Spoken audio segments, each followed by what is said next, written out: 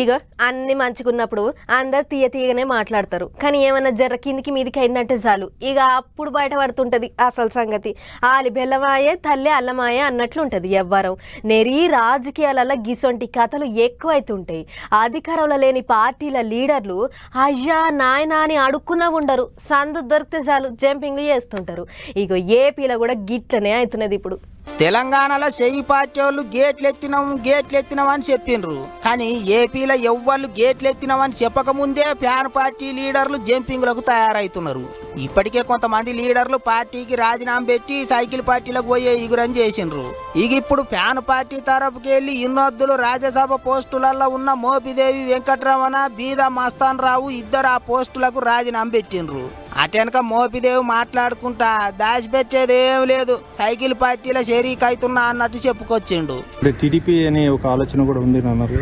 నేను ఆల్రెడీ చెప్పాను, దీంతో పెద్ద దాపరికం లేదు. దీంట్లో జరుగుతున్న పరిణామాలను బట్టి నిర్ణయం తీసుకోవడం జరుగుతుంది. రాజకీయాల్లో ఇలాంటివైనటువంటి సర్వసాధారణం. నో డౌట్ నాకు జగన్మోహన్ రెడ్డి గారు 100% నాకు సహకరించే దాంట్లో నేను కాదనేది లేదు. కానీ కొన్ని అంశాల్లో మరి కొన్ని సందర్భాల్లో కొన్ని పరిస్థితిని బట్టి కొన్ని డిఫరెన్సెస్ వచ్చినాయి కాబట్టి వాటిని దృష్టిలో పెట్టుకుని నేను ఈరోజు ఈ నిర్ణయం తీసుకోవడం జరిగింది. అసెంబ్లీ ఎలక్షన్లలో తాను చెప్పిన వాళ్లకు ఎమ్మెల్యే టికెట్ ఇవ్వకుండా ఎవరికో టికెట్ ఇచ్చిండ్రట. అందుకే ఇక అప్పటి నుంచి పార్టీ మీద అలిగిండట మోపిదేవి. అట్లా ఇక ఇప్పుడు కరెక్ట్ టైం చూసి ఫ్యాన్ పార్టీకి టాటా చెప్పిండు. ఇంకో దిక్కు ఇంగింతమంది లీడర్లు కూడా రాజీనామా పెట్టి సైకిల్ ఎక్కుతారని మాట్లాడుకుంటారు. ఎమ్మెల్యే గంటా సార్ అయితే ఫ్యాన్ పార్టీలో ఎవ్వరు మిగిలరు అన్నట్టే మాట్లాడిండు. నేను అప్పుడు ఏదైతే చెప్పానో అది సింకింగ్ బోట్ అని, ఇప్పుడు దానికి కొంచెం ఎక్స్టెన్షన్ అయింది. అది మునిగిపోయిన పడవ. ఇక అంతకుముందు మునుగుతున్న పడవ అని చెప్పాను, ఇప్పుడు అది మునిగిపోయింది.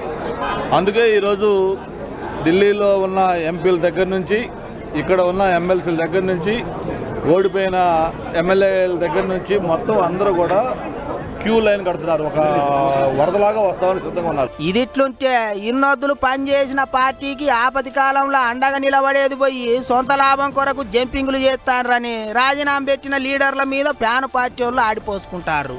గదేం నియత అన్నట్టు మాట్లాడుతాండ్రు. రాజకీయం అంటేనే గంత అండలేని ఊర్లే ఉండరాదన్నట్టు అధికారం లేని పార్టీలు అసలే ఉండాలనుకోరు చాలా మంది. అందుకే జంపింగ్లు చేస్తుంటారు. ఏమైతే గానీ ఇక ఏపీలో కూడా పోత జంపింగ్ల జోరు పెరిగేటట్టే ఉన్నది అనుకుంటారు అందరూ.